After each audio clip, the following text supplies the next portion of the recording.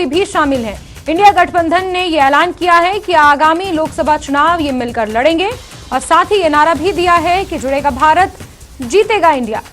आपको बता दें, मुंबई में 2 दिवसीय ये बैठक हुई है और इसमें 13 सदस्य कोऑर्डिनेशन कमेटी का गठन किया गया है और अभी संयोजक के नाम पर मंथन चल रहा है। लेकिन इस बीच कोऑर्डिनेशन कमेटी का गठन किया गया जिसमें 13 सदस्य शामिल हैं। उमर अब्दुल्ला और महबूबा मुफ्ती को भी इसमें शामिल किया गया है। साथ ही इंडिया अलायंस ने आगामी लोकसभा चुनाव साथ मिलकर लड़ने का ऐलान किया है। साथ ही एक नारा भी दिया है जिसमें इंडिया अलायंस का यह मानना है कि जुड़ेगा भारत, जीतेगा इंडिया। और आपको बता दें, मुंबई में यह 2 दिवसीय बैठक रही जिसमें इंडिया अलायंस की सभी पार्टियों ने शिरकत की और इसमें 13 सदस्यीय कोऑर्डिनेशन कमेटी का गठन भी हुआ है। उनके नाम भी सामने आए हैं और महबूबा मुफ्ती और उमर अब्दुल्ला को इसमें शामिल किया गया है।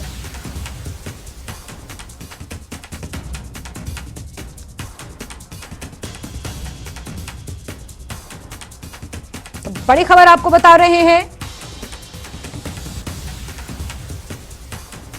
और इस पर हमारे सहयोगी अशरफ का रुख करेंगे। ज्यादा जानकारियों के साथ इसी खबर पर जुड़ गए हैं अशरफ। इंडिया अलायंस ने अपनी 13 कोऑर्डिनेशन कमेटी का जो गठन किया उसमें 13 नाम हैं और उसमें महबूबा मुफ्ती और उमर अब्दुल्ला को भी जगह मिली है। किस तरीके से इसे देखा जाए और संयोजक को लेकर अभी भी मंथन वहां पर जारी है क्या?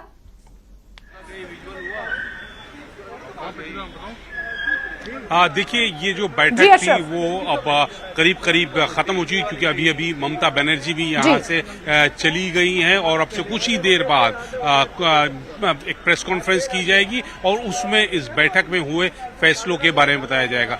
जो हमारे सूत्र बता रहे हैं वो यही कि शायद कोई समन्वयक जो है, कन्वीनियर, वो नहीं होगा अभी तक उसकी जाए। बाकी जो है 13 सदस्यों की कोऑर्डिनेशन कमेटी जो राष्ट्रीय स्तर पर है वो बनाई गई है। इसमें गांधी परिवार से किसी को जगह नहीं मिली है, कांग्रेस से सिर्फ केसी वेणुगोपाल हैं, इसी तरह से एनसीपी से शरद यादव है और 2 मुख्यमंत्री हैं, डीएमके के एमके स्टालिन और जीएमएम से झारखंड के मुख्यमंत्री हेमंत सोरेन। बाकी संजय राउत है, बिहार से आरजेडी से तेजस्वी यादव और जेडीयू से लल्लन सिंह हैं, आम आदमी पार्टी से राघव चड्ढा हैं, समाजवादी पार्टी से जावेद अली खान हैं और सीपीआई से डी राजा को भी इसमें जगह दी गई है। तो एक तरह से सभी जो प्रमुख विपक्षी गठबंधन है उनको इस राष्ट्रीय समन्वय समिति में जगह दी गई और उसके बाद एक और कमेटी जो राज्यों के स्तर पर होगी वो अलग बनाएगी, वो भी काम करेगी। और जो आज रेजोल्यूशन इसमें पास हुआ है उसमें साफ कहा गया है कि जल्द से जल्द हम लोकसभा चुनाव एक साथ लड़ेंगे।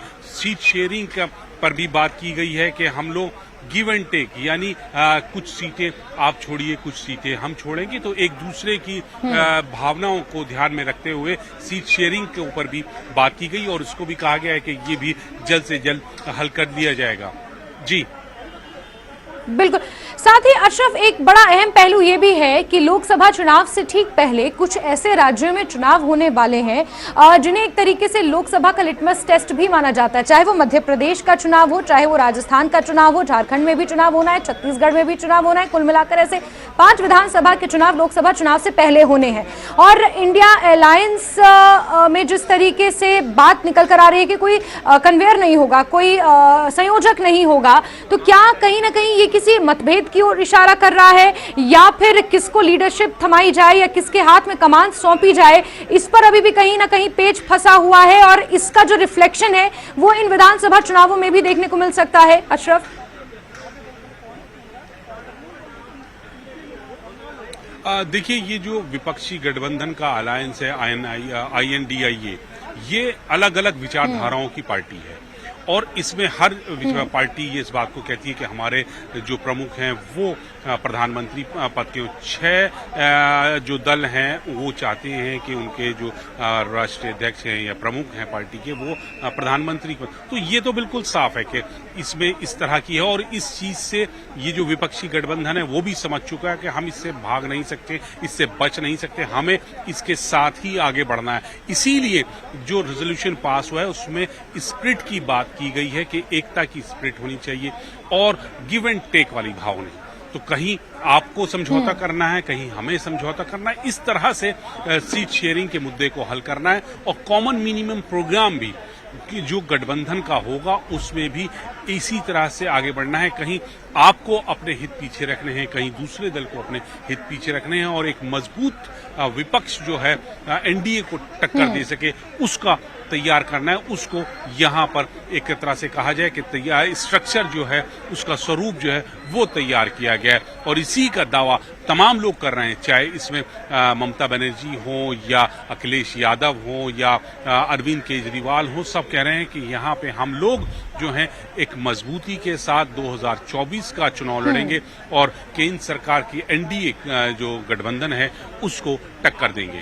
जी बिल्कुल अशरफ, यहाँ पर दावा तो ये किया जा रहा है कि मजबूती के साथ एनडीए का सामना किया जाएगा, मिलकर लोकसभा का चुनाव आईएनडीआईए अलायंस लड़ेगा। लेकिन साथ ही बात ये भी निकल कर आ रही है कि धरातल पर आईएनडीआईए अलायंस कहाँ पर नजर आ रहा है, क्योंकि इससे पहले 3 बैठकें हुई हैं, बेंगलुरु में भी बैठक हुई और इसके अलावा भी कई बैठकें हुई हैं, लेकिन वो बंद कमरों के अंदर ये बैठकें हो रही हैं। धरातल पर कहाँ आईएनडीआईए नजर आ रहा है, इस पर भी सवाल खड़े हो रहे हैं। और आईएनडीआईए अलायंस को रिप्रेजेंट कौन कर रहा है सड़कों पर, उनके जो प्रवक्ता हैं वो कौन है, सोशल मीडिया टीम उनकी कौन सी है, फिर किनको अहम जिम्मेवारी सौंपी गई है अलग अलग मोर्चों पर, इसको लेकर भी कई सवाल खड़े हो रहे हैं। तो क्या महाराष्ट्र में जो ये महत्वपूर्ण बैठक हुई है, इन पहलुओं पर भी चर्चा हुई है क्या इस बैठक में? बिल्कुल, देखिए ये जो प्रवक्ता नियुक्त करने का मामला है वो भी करीब तय हो गया है कि इस घटक के प्रवक्ता कौन होंगे, उनको भी तय कर दिया। उसके बारे में भी बस अब से कुछ ही देर बाद आधिकारिक रूप से एक सूची जारी कर दी जाएगी। और दूसरा यह है कि जमीन पे नजर आए तो इसके लिए आज जो रेजोल्यूशन पास है उसमें भी जिक्र किया गया है कि हमें जल्द से जल्द रैलियां करनी है 2024 का, और जहां पे ये विधानसभा चुनाव हैं उनके लिए हमें मजबूती से उतरना है, जनता के बीच में जाना है, जल्द से जल्द रैलियां करनी है। अलग अलग जगहों पे रैली करने की बात भी कही गई है। जी जी ठीक है अशरफ, जिस तरीके से आप कह रहे हैं कि अब से कुछ देर बाद प्रेस कॉन्फ्रेंस में तमाम वो जानकारियां साझा की जाएंगी, आधिकारिक तौर पर जो निर्णय इस